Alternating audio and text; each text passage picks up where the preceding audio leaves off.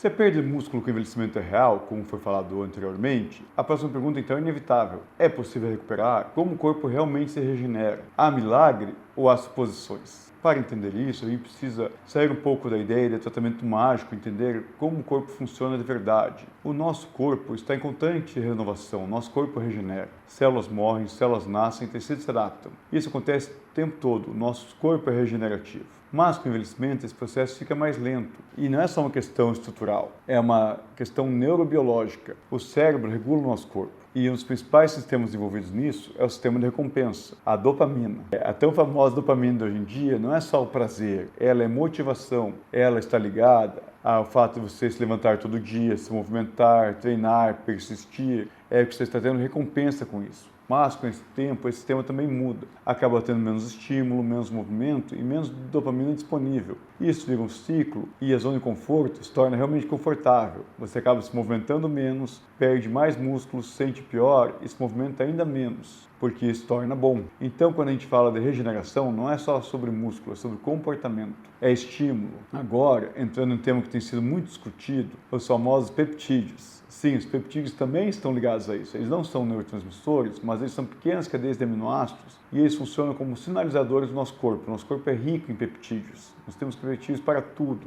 E alguns deles estão envolvidos em processos como recuperação tecidual, modulação inflamatória, estímulo do crescimento celular, uma pausa na fome. E na teoria, faz sentido pensar que eles poderiam nos ajudar na regeneração muscular e tecidual, como se virássemos seres mutantes que se regeneram, e existem vários estudos indo nessa direção. Mas aqui entra um ponto importante. A maior parte dessas evidências é limitada ou em fases iniciais a gente não sabe o que pode acontecer no futuro. Ou seja, existe plausibilidade biológica, mas ainda não existe previsibilidade clínica ampla. Na prática, isso significa o quê? Significa que para algumas pessoas pode haver benefício sim, mas não sabemos como medir. E para outros, nenhuma diferença significativa ou ainda até fazer mal. Não temos como saber, pois são chaves e fechaduras que nós não conhecemos o mecanismo do cadeado. E principalmente, eles não substituem o básico, porque a regeneração não acontece no vazio, ela acontece toda hora, todo dia, acontece sempre. Mas o corpo precisa de um estímulo mecânico para essa regeneração, precisa de nutrição adequada, precisa de sono para fazer a fase regenerativa. E sem isso, qualquer estratégia adicional perde completamente o efeito. É como tentar construir força sem usar músculo. Não funciona. E isso vale não só para peptídeos, mas para qualquer abordagem moderna. A base continua sendo a mesma.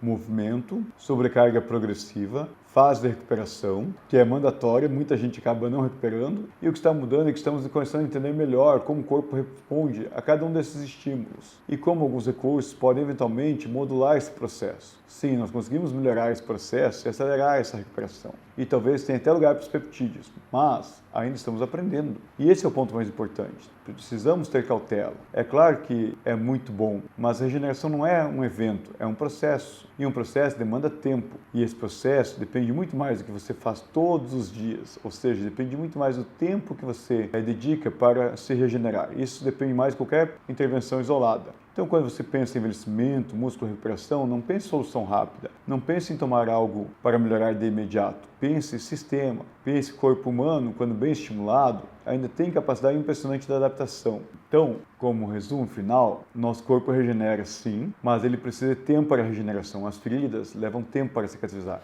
E não adianta querer tomar um peptídeo para acelerar a cicatrização, que isso ainda não existe. Pode ser no nosso futuro e é o tema da nossa próxima discussão.